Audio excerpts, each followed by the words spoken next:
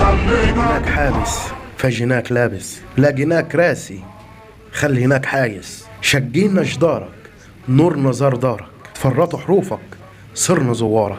طبعا كلنا بقالنا 3 مواسم بنستنى الموسم الجديد بتاع مسلسل المداح، وبنكون منتظرين مواضيع جديدة واساطير مختلفة، وده من اول موسم اللي هو موسم المداح، اول جزء اللي بيظهر فيه كطفل صغير مرمي على باب جامع وبياخدوا الشيخ سلام بيربيه بين عياله، وده يعتبر الجزء الاقل رعبا لانه كان بيتحكي فيه حكاية المداح من الاول خالص، او بمعنى اصح كان مقدمة لاساطير المداح او للاجزاء اللي جايه يعني، واللي بينتهي بمشهد رعب واحد مع احمد وفيق او الجن شامخ اللي كان حارس على الكتب طبعا اللي كانت مع والده الشيخ سلام اللي هي كتب السحر طبعا، واللي اتقن دوره جدا استاذ احمد وفيق. يعني حاجه جامده قوي، انا مش عارف ليه ما كملش او ليه ما بداش يعني من نص المسلسل يظهر، هو مشهد واحد بس في اخر المسلسل ظهر اتحرق وخلص المسلسل على كده. كنت اتمنى يعني يكمل للجزء الثاني، لكن اللي كتب ليه راي تاني، والحمد لله الحمد لله.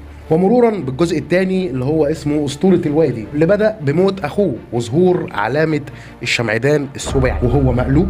ومعنى الشمعدان السباعي اللي هو عند اليهود طبعا شمعدان في 7 اماكن لوضع الشمع، وفي الشمعدان التساعي اللي هو فيه 9 اماكن لوضع الشمع، وبرضه عند اليهود او المنورة. كل دي طبعا اسامي اطلقت على الشمعدان السباعي، واللي ناس كتير ربطاه تاريخيا يعني ببني اسرائيل ان الشمعدان دوت خاص بسيدنا موسى، واليهود واخدين الشعار دوت اعتقادا منهم ان ربنا سبحانه وتعالى خلق الدنيا في 6 ايام واخد اليوم السابع ليستريح. واعتمد اليهود في روايتهم ان تم ذكره في سفر الخروج، ده كان وصف الشمعدان روماني اصلا، وبدايه ظهور الشمعدان السباعي ده اساسا كان لليهود اللي موجودين في العصر الروماني. ده الرمز اليهود اللي عايشين في العصر الروماني، يعتبر من الرموز القديمه جدا لليهود. علشان كده لو ربطنا بين الجزء الثاني من المداح والجزء الرابع هنلاقيه دخل المكان اللي كان بيدور فيه على الورث، وهي سراديب الموتى اللي موجوده في اسكندريه. لو جينا نبص على اساسها او تاريخها هنلاقيها كانت موجوده في عصر البطالمه،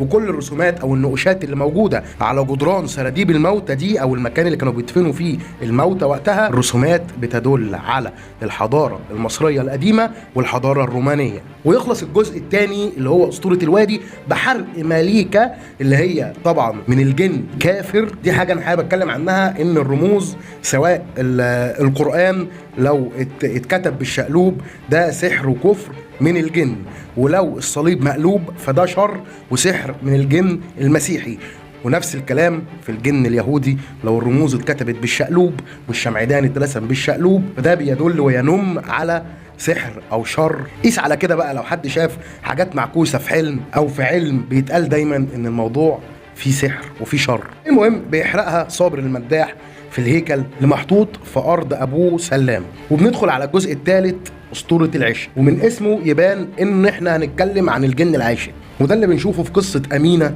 البنت اللي استنجدت بصابر علشان يخلصها من العاشق، واللي عمل كده في مغاره في بلدها. واللي بعد كده طبعا بيكتشف صابر من شخصيه الامير اللي جسدها عبد العزيز مخيون ان المغاره ديت بيت قزح اللي ظهر معانا في الجزء الرابع، واللي جسده النجم فتحي عبد الوهاب. طبعا بالنسبه للجزء الثالث ده على قد اهميه احداثه لقد ما خد كميه سخريه كبيره جدا وانتقادات بسبب الاغنيه بتاعت ابن نجيه هي ديت، وطبعا انتقادات فنيه كتير والجمهور كله خد باله. في طبعا انتقادات فنيه او اخطاء فنيه بياخد باله منها الجمهور كويس قوي، وفي اخطاء فنيه ما ياخدش باله الا ناقد مثلا او حد فاهم قوي في الموضوع. فمنها للاسف المط اللي كان موجود في الاحداث والكلوزات اللي كانت بتتاخد الممثلين، كلوزات الهندي ديت اللي هو ناخد رياكشن بتاع كل ممثل، كل رياكشن يقعد له دقيقه مثلا على الشاشه او 20 ثانيه يعني بالتحديد، فده بياخد وقت كبير جدا في المشهد وبياخد مط كبير جدا. حتى الحلقات بتاعت الجزء الثالث بالذات كانت كبيره جدا، اكبر مده حلقات اتعملت في مسلسل المداح في اجزائه الاربعه. لكن في الجزء الثالث دوت انا اتفاجئت بصراحه باداء لوسي، يعني عملت هند بنت الاحمر بطريقه جميله جدا، يعني من افضل الشخصيات اللي عملت دور الجن في مسلسلات المداح. يعني الجزء الرابع بقى، الجزء الرابع وهو يعني اهم جزء في الاجزاء، او بمعنى اصح طبعا كل جزء جرعه الرعب اللي فيه بتبقى زياده، جرعه الغموض بتبقى زياده علشان يشد الجمهور انه يشوف ويتابع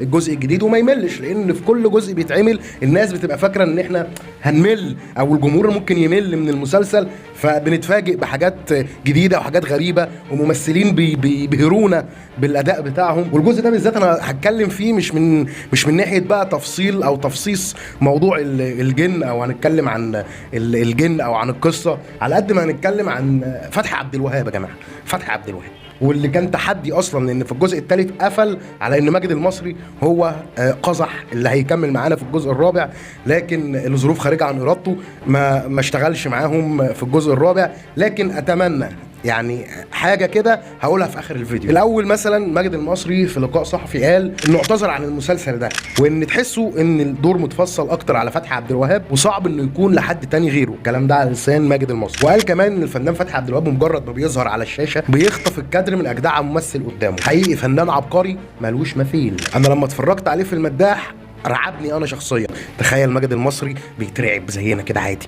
انا من رايي بقى ان الفنان فتحي عبد الوهاب من افضل لحد دلوقتي، من افضل اللي جسدوا دور الجن الرجال يعني، ولوسي واحمد وفيق، يعني من الناس اللي ابهروني بصراحه بالدور ده، وخلوا فيه مفهوم مختلف شويه عن الجن، ان هو مش لازم يبقى بقرون والكلام ده. واللي عمل كده زمان كان الاستاذ محمود المليجي طبعا، يعني اللي شاف او اللي حضر يعني افلام كان بيجسد فيها دور الجن او ابليس او الشيطان. لكن دور سميح ده بصراحه كان يعني ظهر لنا كده بشكل استثنائي وحاجه غريبه جدا. الواحد كان مقلق، قال لك يعني ماجد المصري هيبقى جن وبتاع وكله اكشن وكده، لكن فتحي عبد الوهاب عمل لنا شويه حاجات برياكشنات بحاجات بسيطه، وكان بيخوف فعلا، وده عن طريق الدكتور سميح او شخصيه الدكتور سميح في المسلسل. والجميل بقى في الموضوع ان حماده هلال قال في تصريحات ليه ان ماجد المصري اعتذر، وانا امل انه يكون موجود في جزء خامس. ده معناه ان ممكن يبقى فيه جزء خامس، والجزء الخامس عشان نزود جرعه الرعب والغموض من رايي انا الشخصي يبقى فتحي عبد الوهاب ومعاه، طالما فتحي عبد الوهاب عايش يعني وحماده هلال برضه عايش مش عارف في ايه، فطالما عايشين هو يعني هو قفله مش عجباني انا شخصيا الجزء الرابع. يعني القفله دي ما دخلتش دماغي، وفيها نوع من الخزعبليه شويه، بس ما علينا. طالما فتحي عبد الوهاب لسه عايش وحماده هلال لسه عايش، نجيب ماجد المصري ياخد بقى حته، يبقى كده احنا علينا بليفل الرعب، وعلينا بليفل الاكشن، وعلينا بليفل الغموض في الموضوع. وده كان رايي انا الشخصي اللي سايبه لاخر الفيديو. لو في جزء خامس لازم يكون اعلى من الرابع، زي ما الرابع كان اعلى من الثالث والثالث اعلى من الثالث وهكذا. والى هنا قد تنتهي حلقتنا لهذا اليوم. ان لم تضغط لايك فاعلم ان الشيطان قد منعك، لا فاعلم ان فتحي عبد الوهاب قد منعك. السلام عليكم.